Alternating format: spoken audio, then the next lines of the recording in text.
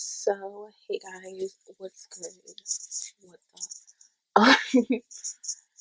I just wanted to make this video because I feel like it's important to reflect on a past year, which is 2017. So I thought it'd be pretty cool to show you guys, not show, but like tell you guys some things that I have learned in the year 2017. Alright, and I'm gonna try to come up with like 7 things that I learned in that year.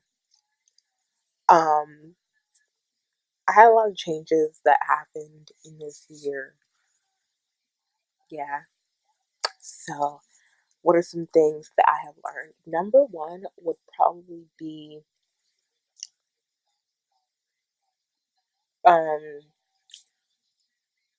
things that are worth waiting for are worth it. If that makes sense. I don't even know if that makes sense. But like I know for me personally, like one thing that I learned is that instant gratification is something that I don't like. Like I like things that I get to work forward to, and then like even though it takes longer and like the outcome is better for me, I feel like I don't know. That's probably just me. Number two is that you have to be able to adapt to new and unfamiliar things. This is like in terms of like relationships, specifically friendships. Like one thing that I learned is I actually made a new friend. I made like a couple of new friends this year, but recently I made a new friend, and like one thing that was really hard for me to grasp is their their personality is different from something that I've ever came across. So it was hard for me to adapt to that. Whereas I wanted them to adapt to like what I'm used to, because I'm like my friends usually are like this, so I expect this from you, and that's not necessarily true. So it's like I kind of had to learn, especially like towards the end of the year, had to learn how to fit them into, like, basically what I'm trying to say is like all your relationships are going to be different, from friendships to relationships that can apply. It's never going to be cookie cutter. It's never going to be the same. And like for instance, with this specific example, um it was like it was out of this world different. Like I've never came across someone like this, and like I had to like basically learn how to make this friendship work for both of us. And it was like I was expecting them to compromise while I'm like not here compromising. Because I'm not like an emotional person. Like you can ask my friends, I'm like not a good friend at all. Like I could be better. Like it's not like I'm like, I guess I am quite mean to my friends, but not in that way. I'm not the best friend. And like this situation has like basically changed it around, because it's like I have to compromise also, which I never really had to do before. So yeah. Another thing that I learned is that if you this is something that I learned like more recently. If you do something for yourself, like because you want to do it, no one can tell you anything. Like the high is so unreal. And that's basically what I did when I cut my hair. Because you guys have probably noticed that my hair is not the way that it used to be. When I cut my hair, like there was something that I wanted to do for so long. And when I finally did it, like I didn't care what anyone said. People would like even like the day that I got a cut, people were saying stuff, and I really didn't care because I was just like I was so happy. Like when you do something for you, nobody can tell you anything really. They can't, because it's not about them. And like on the flip side of that, when you don't do something for you, when you do it for other people, you're not gonna feel as great about it. You're not gonna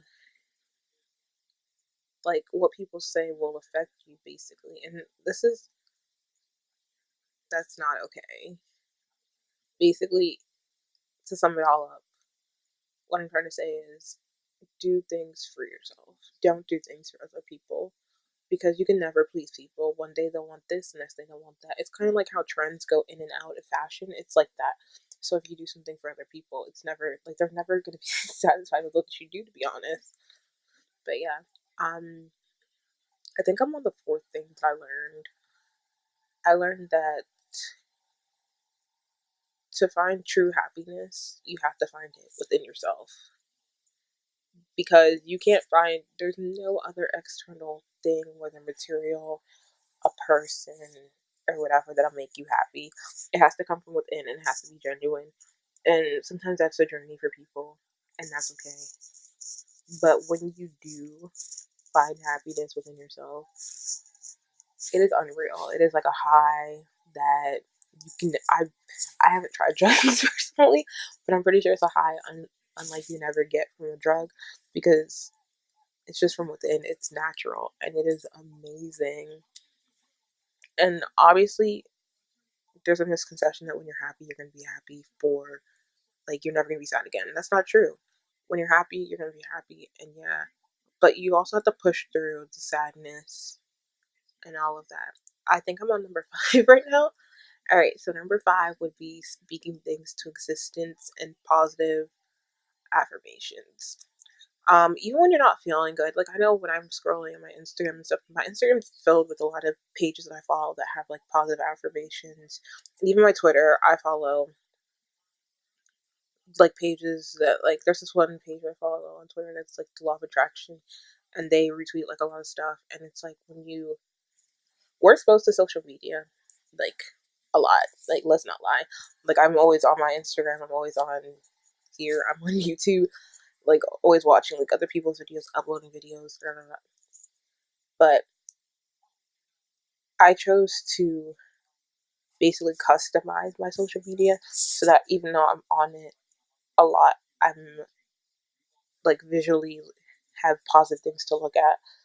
Like most of my page is like okay, it's like pictures of other people, people that I follow, but a lot of it's like positive quotes, affirmations, and everything. So even though I'm on my phone a lot, I'm still digesting all of that and getting that into my mindset because that's the most important thing you can do. I feel like positive thoughts and affirmations is really, I feel like it works, to be honest, but that's personally me.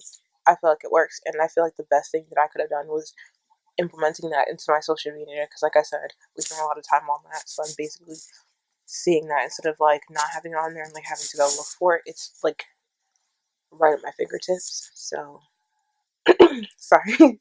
So that's like I feel like that was like the thing for me.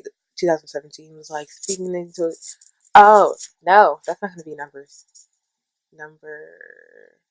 6 or 7. I don't remember. But the next tip, or not tip, the next thing that I learned is that speaking things to existence. Um, and like I really believe in this. Um, Speaking things into existence. Like I was always taught that like be careful what you say. Like when I was growing up, because what you say could be true. So I already kind of knew that, but then like when I learned about like speaking things to existence, that it like kind of connected it. So it's easy for me to like follow that. But yeah, I was always taught like be careful what you say. Don't say negative things because those things could like actually happen. So I really believe that there's power in words and there's power in things that you say. And your words have power. So also like even though speaking positive things, you also have to be careful when you speak negative things. And that's like the whole thing with like getting you out of that negative mindset is like speaking words because your words do have power. And it's so important because when you speak it to a point you believe it. The last thing that I learned in 2017 is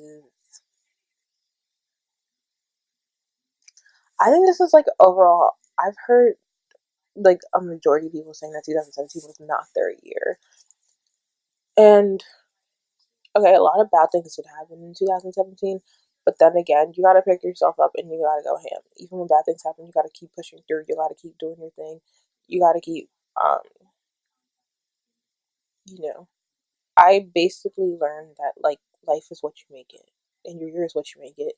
Even if bad things were happening, you could have, like, I feel like the last half of the year was really good to me because I decided that I was not going to, no, I'm not going to deal with the negativity. I'm not going to do all of that. So I just, like, decided to be happy. And that's okay. And, like, sometimes people do say happy is a choice, but kind of it's not because, it's emotional and mental and all of that.